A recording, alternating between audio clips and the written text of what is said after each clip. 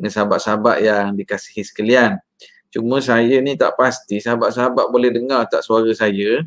Kalau boleh dengar suara saya, tolong tulis di ruangan komen tu jiwa kacau. Tulis kat ruangan komen jiwa kacau, kemudian tag 5 orang ke 10 orang ke friend-friend kita yang lain. Tulis tajuk di ruang komen jiwa kacau, lepas tu tag friend kita.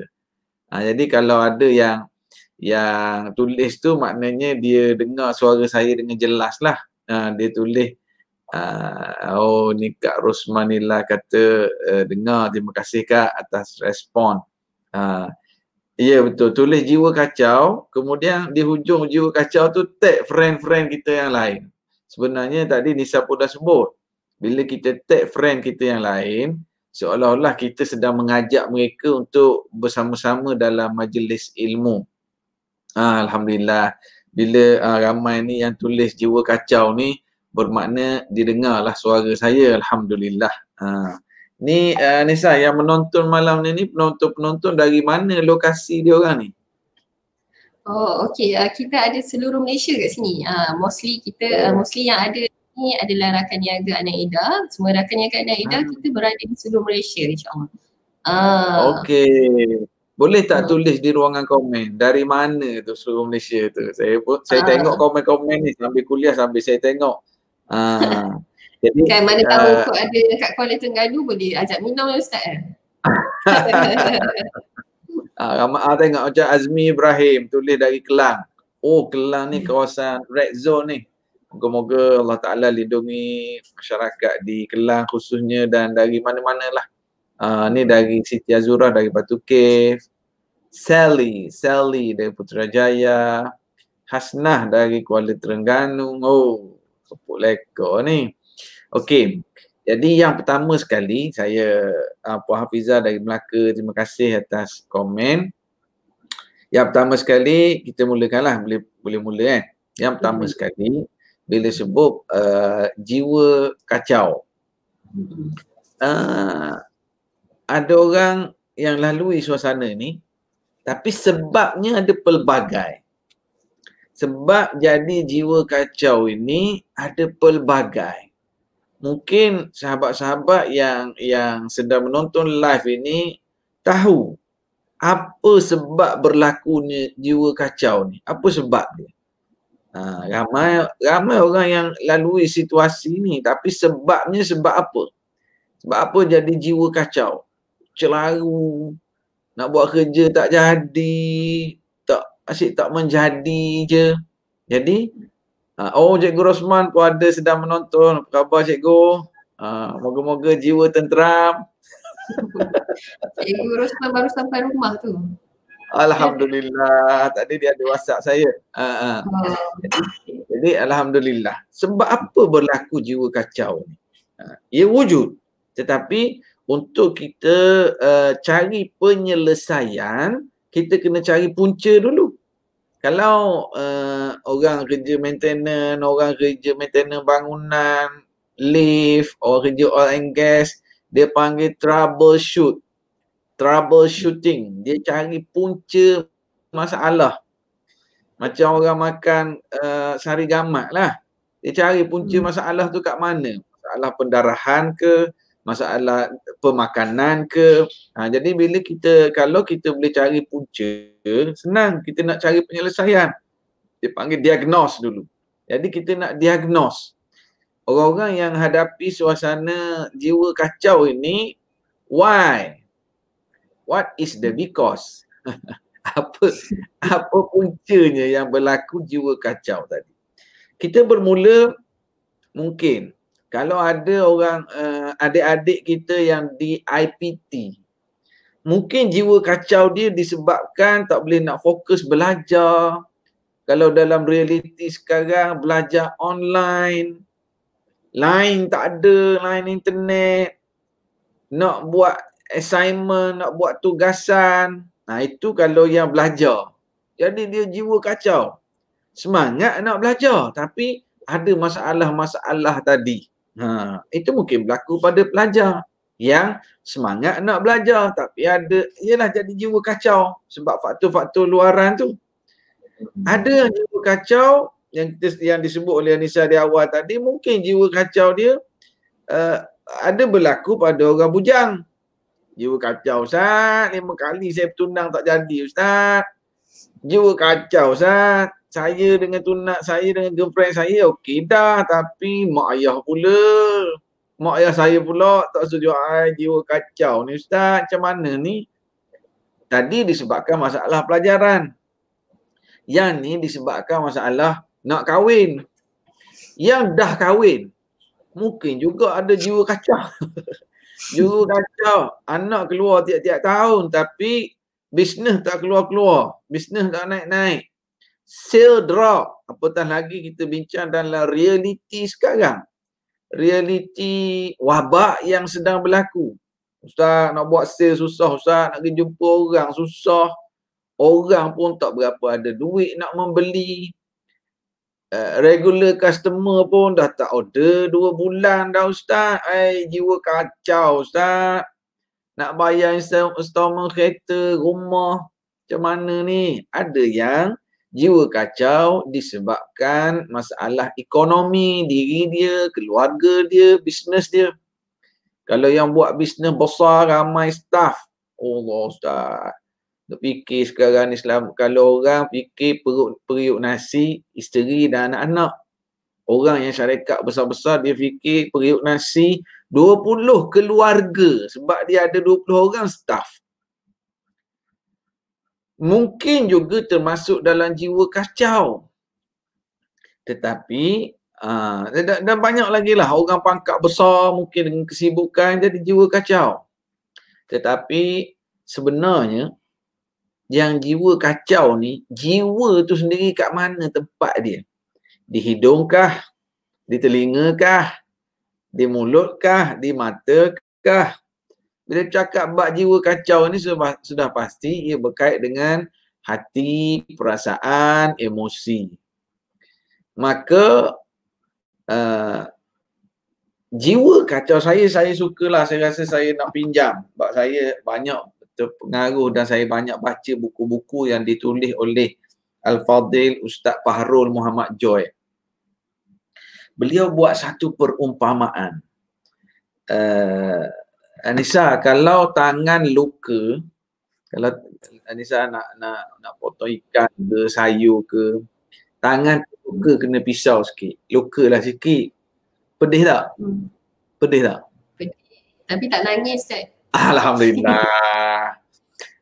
Yang dekat luka yang pedih tak nangis tu, cuba Anissa ambil buah limau nipis, potong separuh, pergi perah kat luka tu. Oh, menangis. Ha?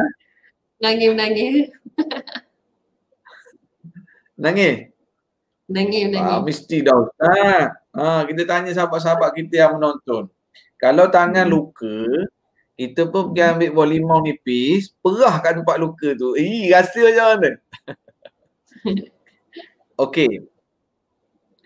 Jari sebelah lagi tak luka. Anissa ambil limau nipis, pergi perah dekat jari yang tak luka. Macam mana? Pedih tak? Nangis tak? Tak rasa apa. Okey je kan? Okay. Jadi, Ustaz Fahrul Muhammad Joy membuat perumpamaan bahawa limau nipis yang diperah itu adalah ujian kehidupan manusia. Jari itu adalah hati manusia. Kalau jari itu yang jenis luka dah, hati itu luka dah, hati itu lemah dah, hati itu bermasalah dah, bila datang limau nipis tadi, datang ujian, hati itu akan pedih dan sakit dan menderita.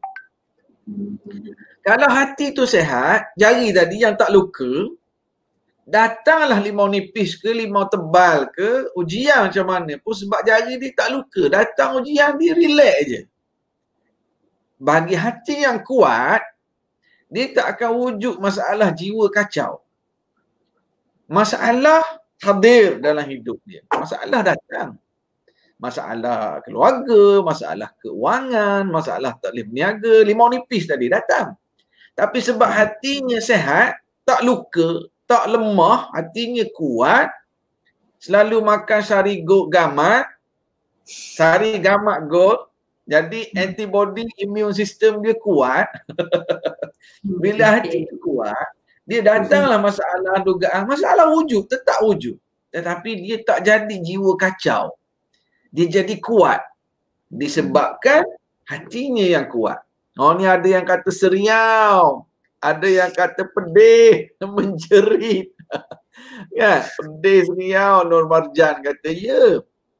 Sebab jari kita luka dah. Jari kita lemah. Bila datang benda tu memang seriau, sakit. Begitu juga dengan hati. Bila hati tu kuat, datanglah masalah wabak, masalah ekonomi, masalah jiran, dia hadap masalah tapi dalam keadaan jiwa dia tidak kacau. Okey, kita spesifik sikit sebab dimaklumkan yang menonton ini ramai juga di kalangan rakan niaga. Rakan niaga Sari Gamat. Siapa kat sini rakan niaga Sari Gamat? Cuba angkat tangan. Ejen ataupun stokis dari kawasan mana? Cuba tulis kat ruangan komen. Kita nak tengok sikit. Mungkin sekarang dalam suasana wabak COVID, kita cakap realiti, semua orang terkesan. Kawal kerajaan ke, swasta ke, orang bisnes ke, orang menganggur ke, orang menganggur pun terkesan. Lagi terkesan sebab tak ada anggur nak makan. Jadi bila datang wabak dan ujian ini, memang ramai ada yang mula jiwa kacau. Sebab hatinya rasa pun bermasalah dah. Dia lemah dah. Sebab itulah saya baru ni kita baca dalam surat khabar daripada bulan Mac, dari bulan Mac hingga Oktober baru-baru ni di Malaysia 216 kes bunuh diri. Allah. 216 itu bulan Mac hingga Oktober. Yang sambung 2 bulan lagi ni kita tak tahu. Allahu Akbar. Bunuh diri pelbagai sebab. Ada masalah tak boleh bayar hutang. Ada masalah dia dapat tahu dia positif COVID. Lah bunuh diri dalam tandas dekat tempat kuarantin. Ada kes. Baru ni kan ada Bukit Aman buat statement. Jadi ini memang keadaan yang memang jiwa kacau sebab hatinya tak kuat dah dari awal. Bila datang masalah, problem lah jadi. Problem. Sorry, bateri laptop tak on tadi. Jadi sekarang ni kita dengar kes bunuh diri, kita dengar kes mencederakan isteri, mencederakan anak. Lagi sedih lagi kita dengar cerita perceraian dan sebagainya. Ini apabila masalah jiwa kacau tadi. Allah Subhanahu wa taala menyebut di dalam Al-Quran, ala bi dzikrillahi tatma'innul qulub. Ketahuilah bahawa dengan mengingati Allah itu akan menenangkan jiwa. Dengan mengingati Allah. Ingat Allah ada 2 jenis. Yang ni kena ambil nota. Zikir kepada Allah ada 2 jenis. Nak ambil nota, tulis kat bahagian komen supaya kawan-kawan kita dapat baca, dapat maklumat juga. Zikir ada 2 jenis. Orang yang zikir hatinya akan ingat Allah, dia akan kuat. Tapi ada 2 jenis zikir. Yang pertama, zikir dengan lafaz-lafaz khusus.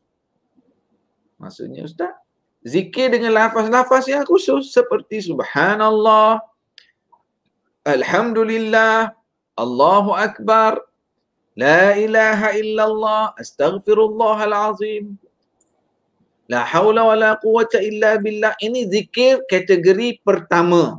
Zikir dengan lafaz-lafaz yang khusus. Kita kena jadikan amalan kita. Okey.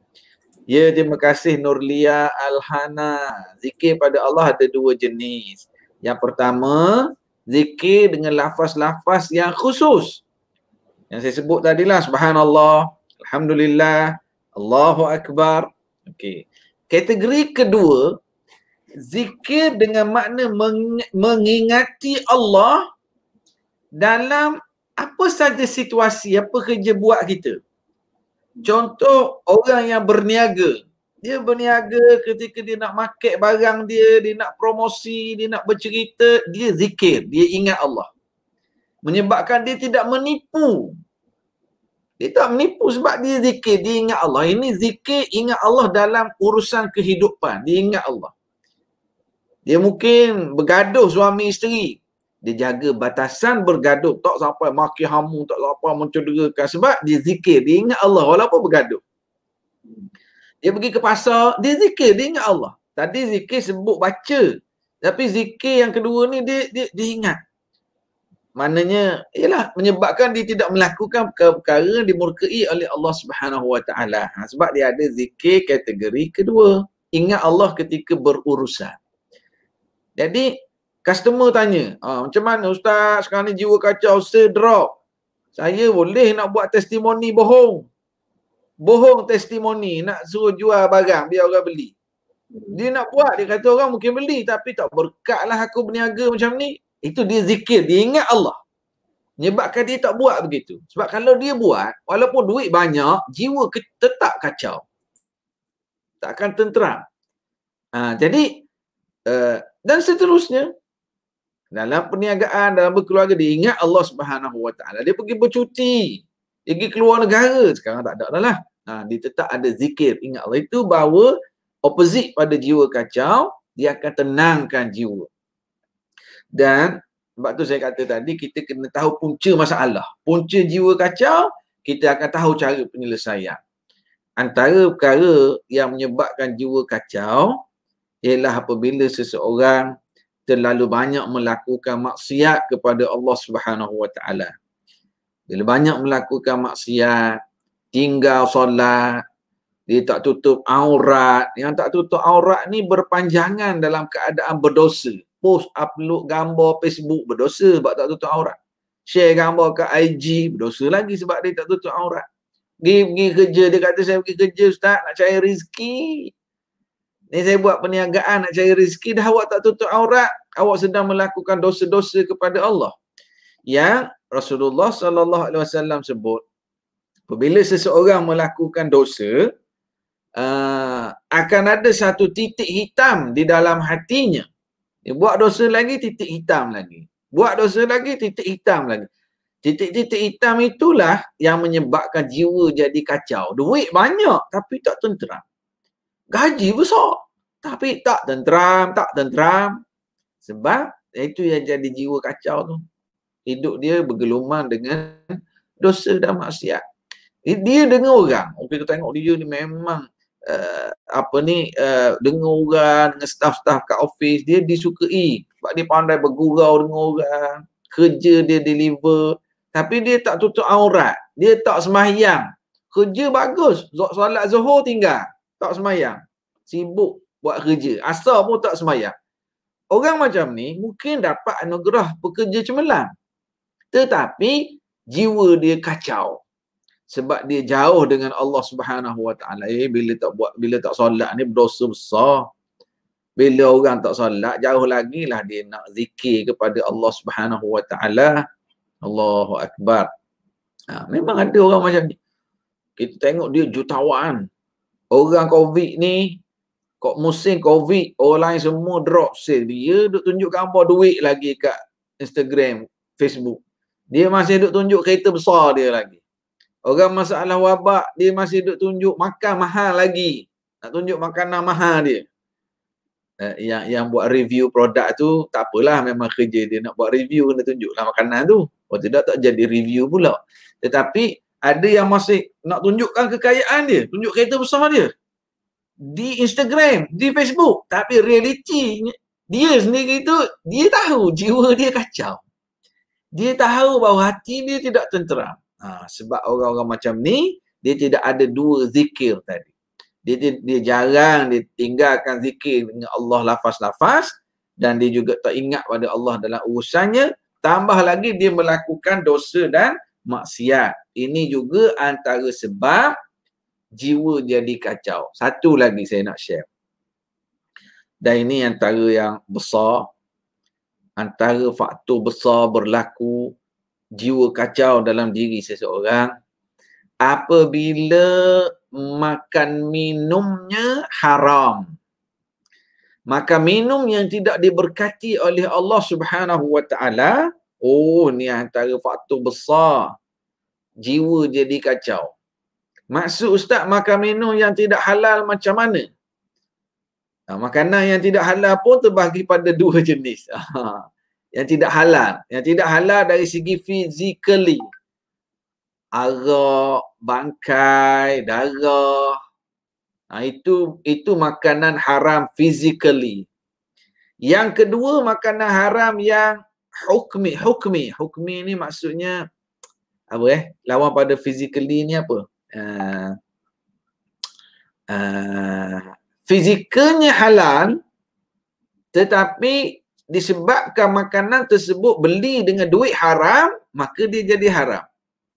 Yang tadi saya kata bangkai, arak, darah, babi, anjing itu physically haram. Makanan haram. InsyaAllah orang dengar kuliah ni tak makan dah.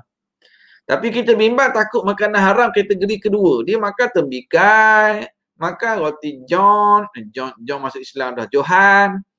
Dia makan nasi dagang, dia makan kerupuk lekor yang asalnya halal tetapi dibeli dengan duit haram.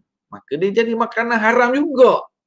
Dan itu besar faktor menjadi jiwa kacau. Ustaz macam mana duit tu jadi duit haram?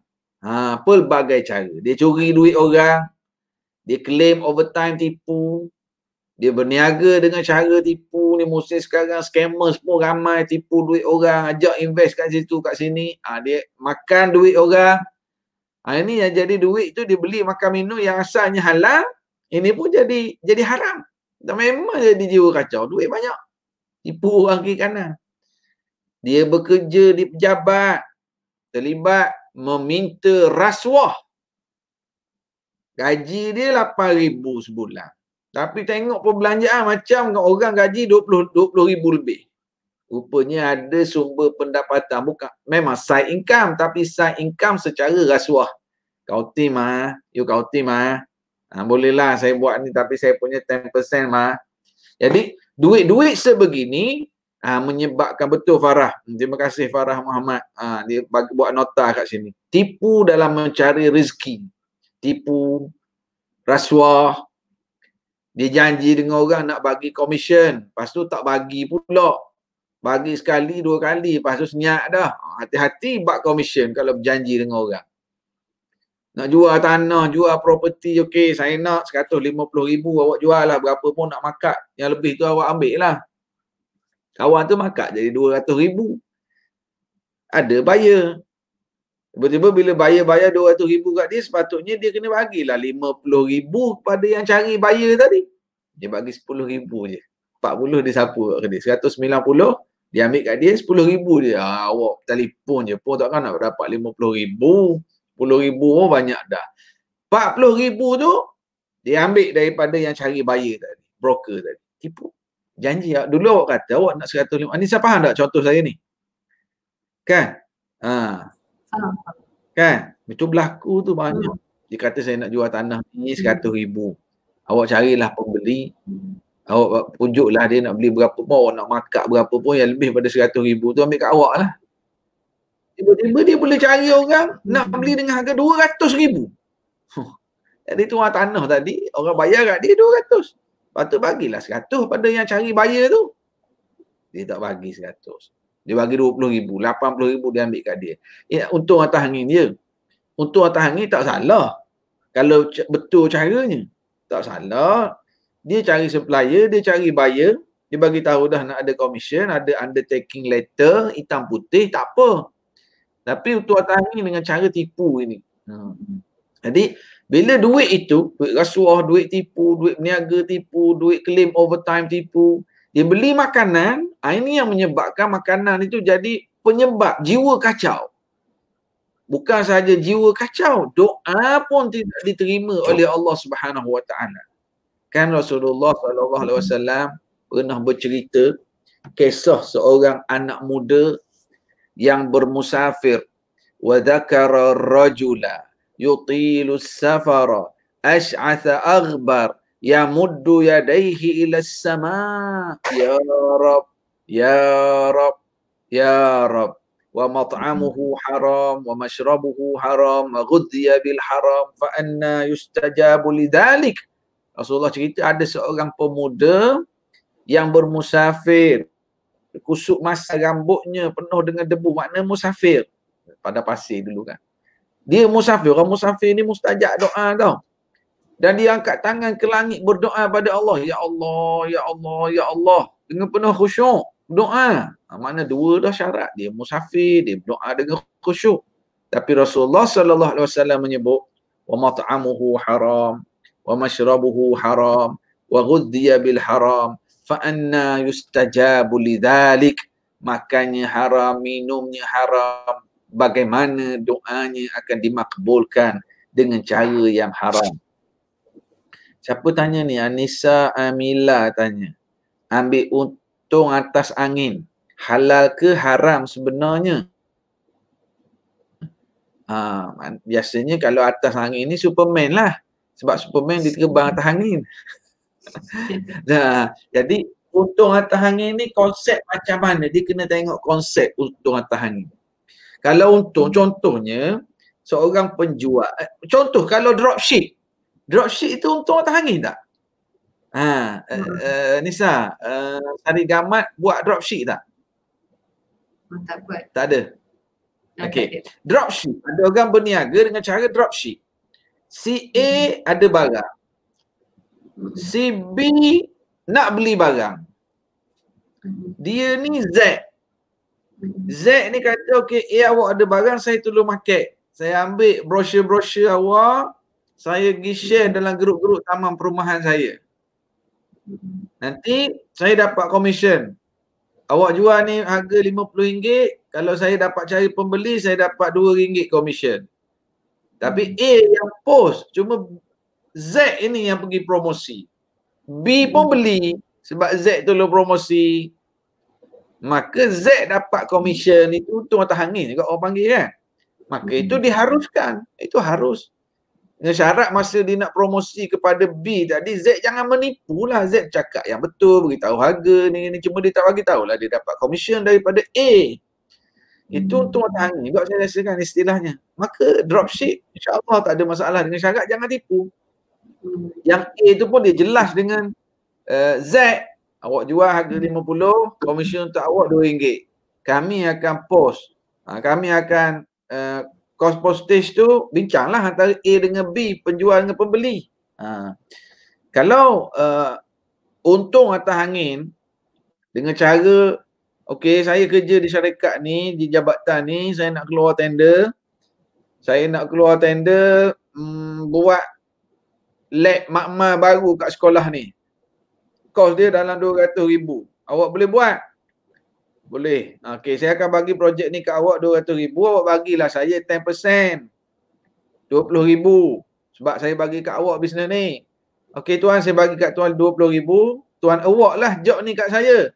RM20,000 tu atas angin. Itu rasuah lah. Itu haram. Itu jadi rasuah. Jadi bila sebut yang tanya soalan ni, duit atas angin ni kena tengok macam mana dulu bentuknya. Bentuk macam mana. Kan sebab bila tanya soalan untung atas angin ni boleh ambil ke tidak, dia kena tengok pelbagai situasi macam mana lah. Ada yang boleh, ada yang tak boleh. Okey. Affiliate, ada orang buat affiliate. Itu semua untung atas angin juga.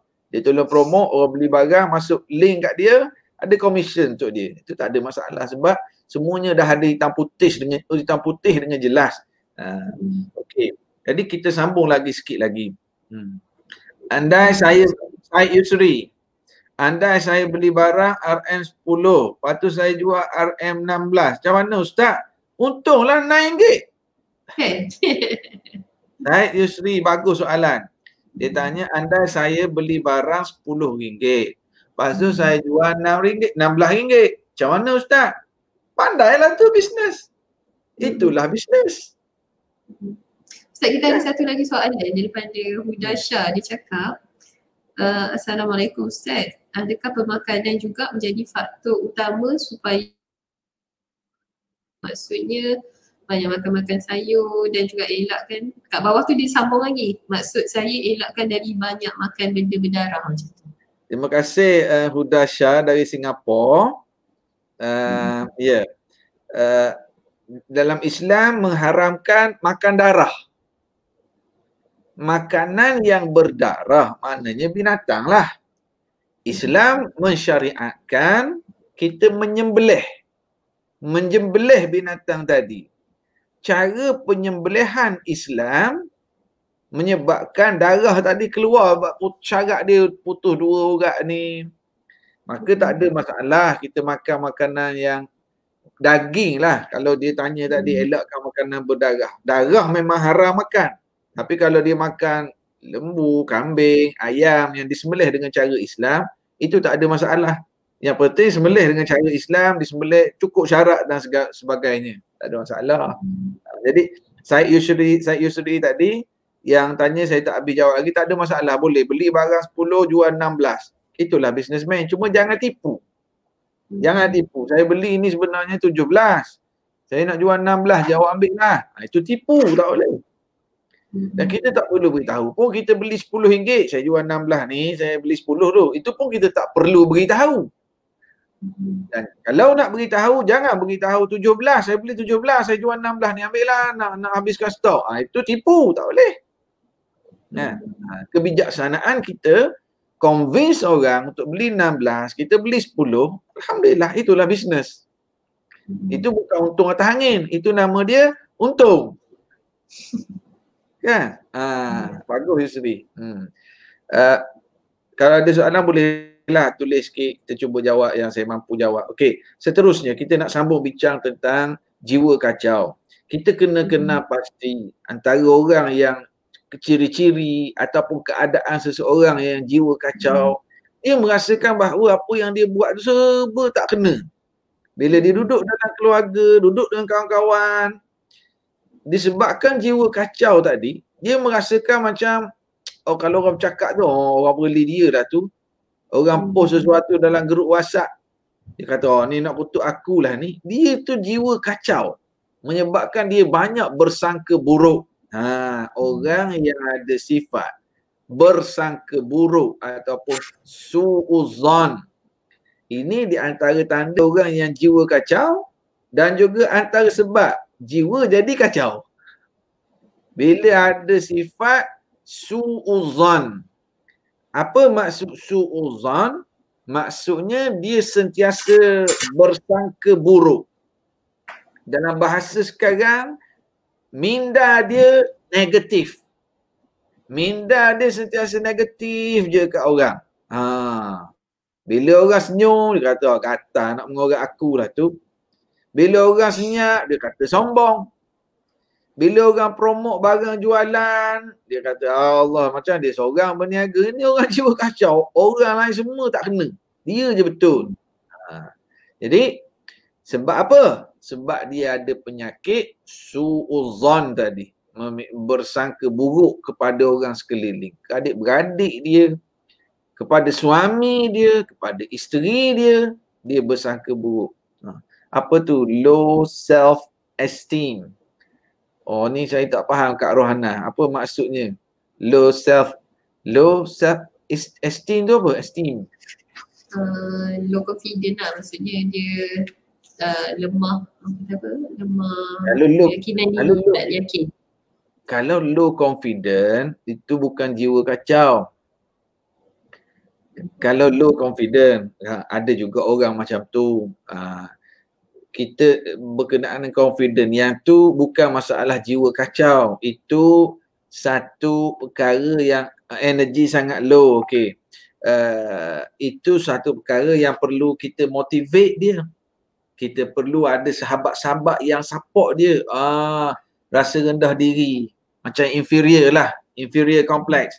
Kalau dia yang rasa rendah diri, energi sangat slow, yang itu perlu dibimbing, perlu ada sahabat-sahabat circle yang boleh share strategi kalau dia orang bisnes. Sebab itulah saya nak pesan, kalau ada sahabat-sahabat di sini yang merupakan rakan niaga ataupun bahasa orang mudah fahamnya agent lah kan. Jangan kita kedekut untuk share. Contohnya kita ada testimoni pembeli kita, selepas dia amal produk, sihat jadi, share. Itu pun antara orang yang jiwa dia tak kacau, jiwa dia merdeka, dia bersedia untuk share, bukan niat untuk menunjuk. Tapi bila dia share supaya ejen-ejen lain boleh dapat manfaat. Oh, ni ada testimoni ni, kita pun boleh guna. Tapi jangan pergi berniaga dalam page orang. Kawan dia buat page, duduk market barang, dia pun pergi PM pula kat orang yang komen kat page kawan dia. Okay, saya berminat lah. Dia pergi PM dulu, order dengan saya lah. Itu pergi berniaga dalam kedai orang. Tak baik, tak berkat. Itu jiwa kacau. Itu jiwa kacau. Dia pergi duduk stalker. Dia pergi stalk IG rakan niaga ni, dia stalk page orang ni. Orang buat marketing. Bila ada follower ataupun friend yang komen tanya nak info, dia pergi PM dulu. Itu jiwa kacau. Itu mencuri pelanggan. Wala tabi' ala bai'i akhi, haram, dilarang oleh Rasulullah sallallahu alaihi wasallam. Orang letih buat marketing. Tapi itu jiwa kacau tadi. Tapi kalau seorang yang low confident tadi, ada inferior, dia rasa rendah diri, itu bukan jiwa kacau. Itu kita perlu bantu dia. Dia sendiri perlu cari rawatan untuk kuatkan confident level dia. Kalau ada anak-anak yang jenis macam tu, mak ayah kena kenal pasti. Yang anak-anak yang jenis tidak confident, support dia. Bagi keyakinan. Kalau dia tersilap, jangan marah. Bagi tahu, biar dia boleh bangkit semangat dia. Kalau ada di kalangan rakan-rakan kita yang selama ni boleh duduk buat sale. Ustaz, dia buat sale 4,000 sebulan. Tapi bila datang COVID ni, nak cukup 1,000 pun susah. Mungkin dia jadi lemah semangat. InsyaAllah bangkitkan balik. Tahniahlah buat majlis ilmu seumpama ini untuk kita saling mengingatkan. Untuk kita kuatkan jiwa kita. Dan saya mungkin kalau ada soalan boleh tanya lagi. Tapi saya nak kongsi. Ya. Tak, saya nampak ada soalan kat situ daripada Puan Nur Syuhada Jamahir. Dia kata, kalau kita suka bandingkan diri kita dengan orang lain. Highlight soalan tu. Okay. Dia kata kalau kita suka bandingkan diri kita dengan orang lain, adakah tu menjadikan kita jiwa kacau? Bagus soalan ni. Bagus. Kalau kita suka bandingkan diri kita dengan orang lain, adakah itu menjadi kacau? Ada satu keadaan bila kita bandingkan jadi jiwa kacau. Ada satu keadaan bila kita bandingkan dengan orang, ia sangat baik. Macam mana? Dan Rasulullah sallallahu alaihi wasallam memang pesan kepada kita supaya lihatlah orang yang lebih bawah darimu. Dengan makna lihatlah orang yang lebih susah, lihatlah orang yang lebih teruk penyakit dia. Lihatlah orang yang lebih teruk sel dia, supaya kamu jadi orang yang bersyukur dengan apa yang kamu miliki sekarang. Bandingkan, kalau kita nak bandingkan dengan orang yang susah. Kalau kita nak bandingkan orang yang lebih miskin. Itu boleh banding. Kalau kita nak bandingkan dengan orang yang lebih teruk masalah. Okey, sebagai contoh. Ada di kalangan kita yang work from home sekarang. Ada kan work from home ke apa dia panggil? Work from home. BDR, bandar. BDR, bekerja dari rumah. Kita ingat bandar apa? BDR. Okey. Dia kata susah Ustaz, work from home, line internet masalah. Anak-anak ganggu lagi, susah Ustaz. Pedih mata tengok laptop. Cuba bandingkan dengan orang yang dibuang kerja. Ini kita bandingkan dengan orang. Tadi soalan bagus tadi. Boleh tak kita nak bandingkan orang? Bandingkan orang yang kena buang kerja. Kita rasa kita susah sangat dah kerja kat rumah ni. Gaji berjalan lagi. Ada orang tu company dia tutup dah. Jadi bila kita bandingkan dengan orang yang lebih susah, orang yang lebih teruk penyakit dia, kita akan bersyukur dengan apa yang kita miliki sekarang. Ada keluarga yang Allah Ta'ala uji kematian ahli keluarga ni musim Covid. Jadi Allahu Akbar, kita dengar pun sedih. Pelbagai prosedur nak semai jenazah, prosedur nak mandikan jenazah. Sedihlah ahli keluarga ni. Tapi buatlah kat rumah, sembuh, mandi jenazah, pergi masjid. Okey. Kita katakan, cuba tengok. Dan ni berlaku maksudnya ada kenalan saya lah. Kenalan saya, dia hadapi, saya dengar pun sedih.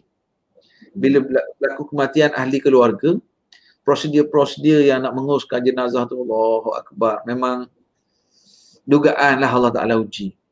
Bila dia cerita, last kali kita pun bersimpati, kita pun terasa juga sedih yang dia rasa tu. Saya pun cerita pada dia apa yang dialami oleh seorang kenalan saya yang lain, seorang lagi.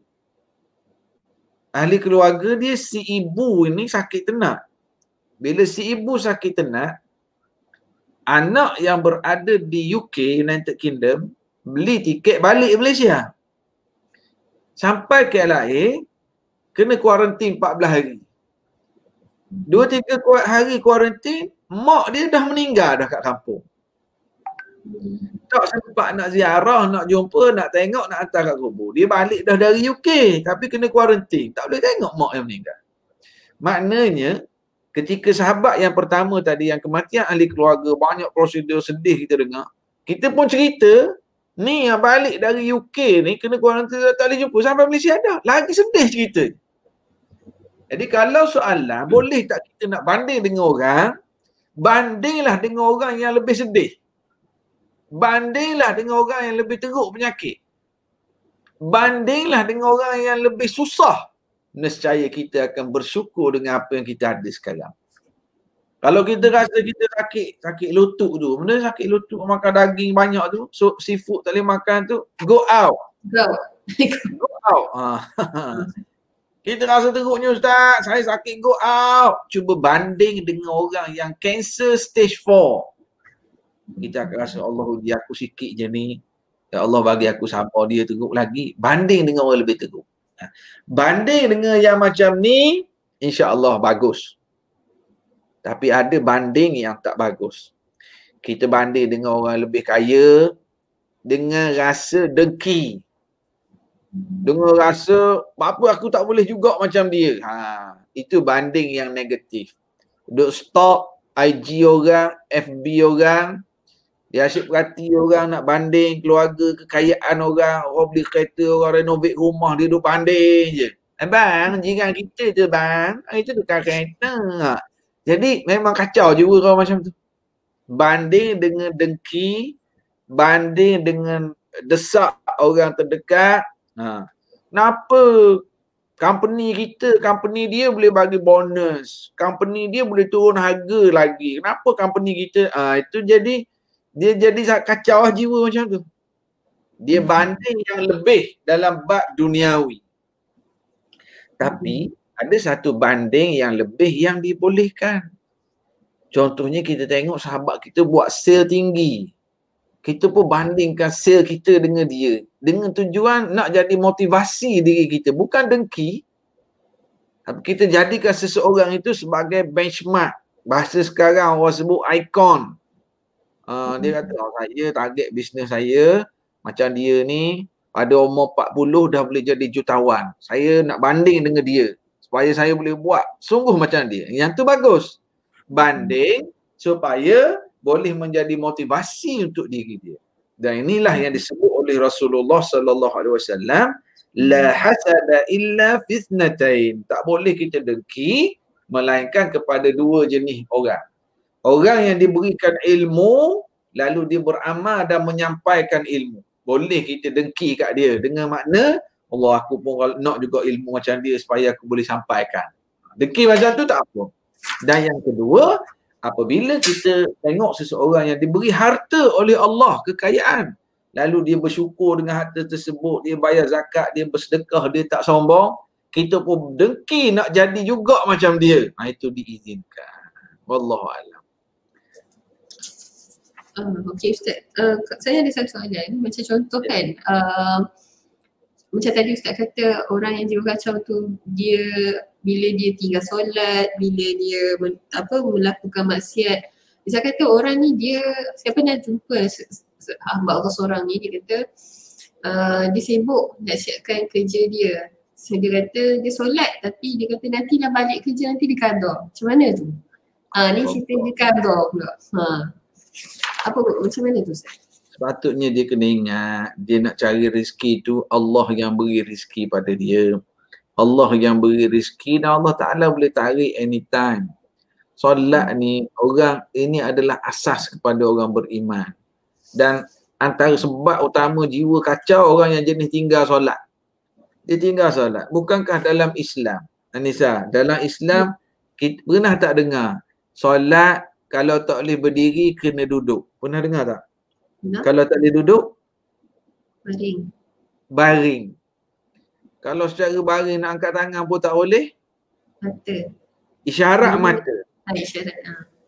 Kalau dalam peperangan, ada tak solat masa perang? Ada cara.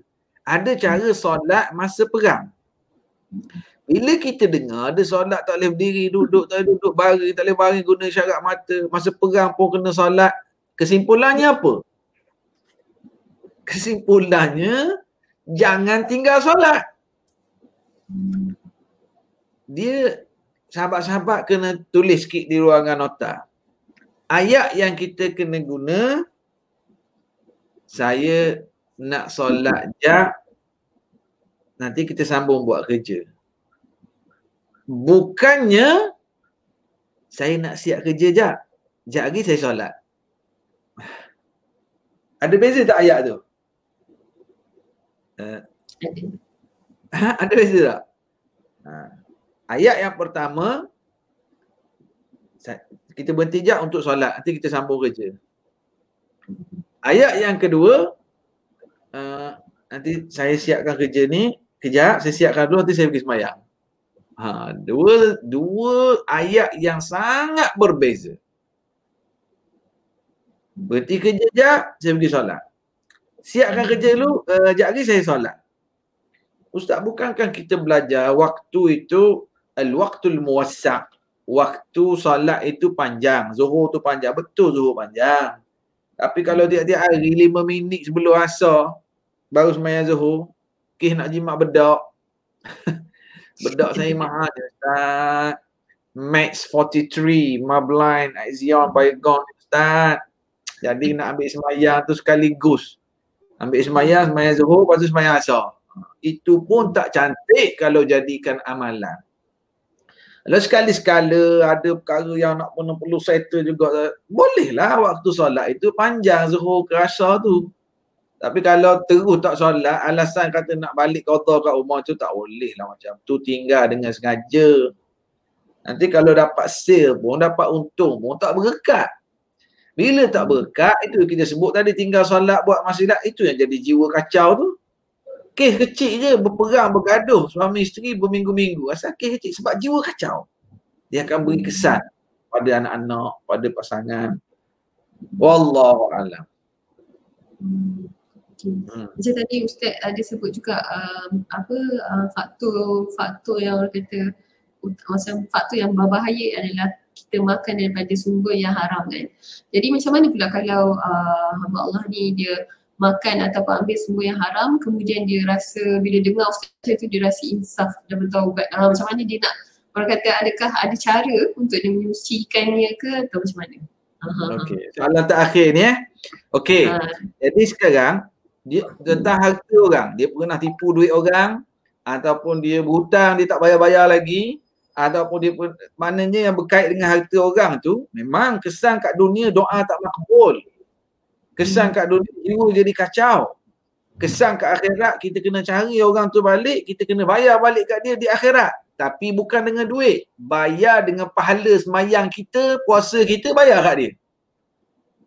Letih kita semayang, kita puasa, tiba-tiba pahala tu kena bagi kat orang. Siapa orang tu? Orang yang menjadi mangsa kita tipu duit dia kat dunia dulu. Okey, sekarang Alhamdulillah kebetulan dia dengar malam ni, dia rasa nak bertaubat. Letih Ustaz, hari akhirat kena bayar dengan pahala solat, puasa, zakat. Jadi saya nak bertaubat macam mana? Kena cari balik orang-orang tersebut. Bayar balik duit dia. Serah balik duit dia. Cari. Cari macam mana Ustaz? Kena cari. Dalam Facebook, kawan-kawan lama, grup-grup WhatsApp, kawan-kawan yang kenal dia, cari. Aku ambil duit kau dulu masa kat asrama. Dulu saya bos awak, saya tak bayar gaji awak penuh. Dulu saya janji nak bagi komisen kat awak Banyak dah ni sebenarnya saya tak bayar komisen awak ni. Kena saya nak bayar balik lah ni. Kena cari balik orang yang berkait dengan harta tadi tu. Kena cari balik. Ustaz, saya cari dah, tak jumpa. Ataupun dia dah meninggal Ustaz. Kalau dia meninggal, cari anak-anak waris dia, bagi. Duit hutang ke, duit tipu ke. Cari dah Ustaz, bukan saja dia meninggal, keluarga dia pun saya tak jumpa. Maka ulama sebut dengan syarat kita cari bersungguh. Macam mana nak ukur bersungguh itu? Agak-agak kalau kita jawab dengan Allah di hari akhirat nanti, saya dah bersungguh cari ya Allah, Allah terima jawapan kita. Agak-agak macam mana? Bersungguhlah cari. Cari kat Facebook, cari kawan-kawan, cari office mate, cari classmate. Cari-cari tak jumpa juga Ustaz. Maka nilai tersebut, contohnya 5,000 kita tipu duit orang.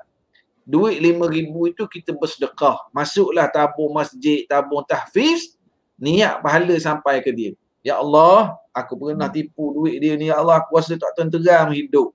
Rasa macam jiwa kacau sangat. Duit pusaka yang aku tipu adik-beradik aku sendiri. Duit bisnes yang aku tipu partner aku.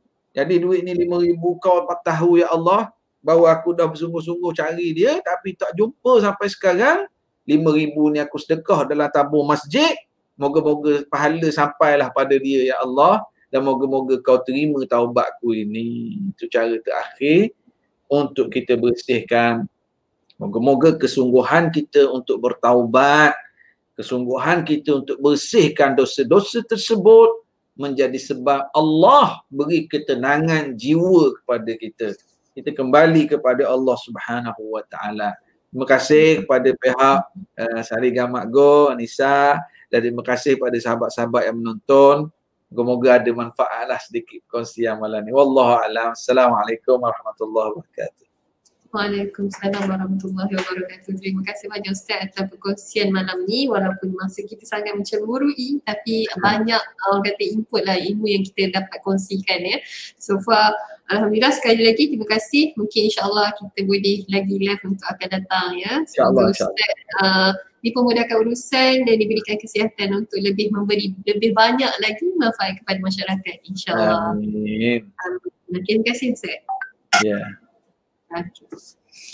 Okey, begitulah tuan-puan, masa tu rasa pendek sebab kita sangat-sangat terisi. Orang kata masalah ni macam-macam, orang kata segala hukum, dari segi hukumnya, dari segi apa orang kata jiwa kacau ni, macam mana kita nak menjadi kembali bertenang ya. Itulah sedikit input ataupun perkongsian kita pada malam ni.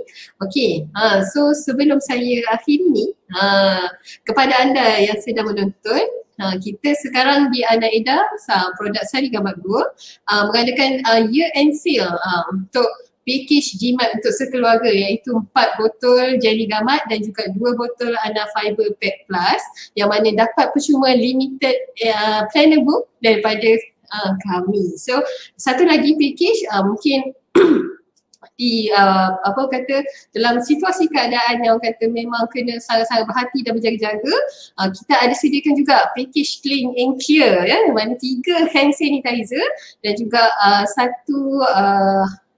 sanitizing spray yang mana kita boleh guna dekat di permukaan pintu dan sebagainya. So boleh dapatkan sekarang, dapatkan daripada semua rangkaian kata semua pengedar kami di seluruh Malaysia. Okay, kalau nak tahu pengedar kita ada kat mana, boleh saja WhatsApp nombor di bawah. Okey. So terima kasih kepada anda yang sedia menonton bersama saya sehingga akhir live. Tapi sebelum saya akhiri live saya pada malam ni, so saya nak share sedikit. Orang kata satu kajian psikologi dia menunjukkan terdapat 3 kategori tindak balas yang boleh mengenal pasti sama ada seseorang itu mengalami tekanan ataupun tidak. Okey, tindak balas dia adalah yang pertama, Contoh tidak balas fisiologi yang dialami wanita ialah ketegangan otot di bahagian bahu tidak bermaya dan letih, manakala degupan jantung menjadi kencang ketika berhadapan dengan masalah. Satu lagi kajian adalah dia kata manakala tindak balas psikologi adalah rasa bimbang, keterlaluan, dia rasa cepat marah, mudah menangis. Jadi siapa yang ada simptom-simptom tu, insyaAllah kita amalkan seperti mana yang Ustaz bagi tahu tadi. Okay? Dengan pertama tadi zikir dengan lafaz yang khusus ya. Orang kata dengan mengingati Allah itu hati akan tenang. Dan juga yang kedua adalah ingat Allah ketika berurusan. Okay, so terima kasih sekali lagi kerana setia bersama saya sehingga ke akhir live. Saya mohon maaf sekiranya ada salah silap saya di mana-mana sepanjang mengendalikan live ni. So stay safe. Semoga kita berada, semoga kita sentiasa dilindungi Allah SWT. Okay, sekian sahaja daripada saya. Selamat malam. Assalamualaikum warahmatullahi wabarakatuh.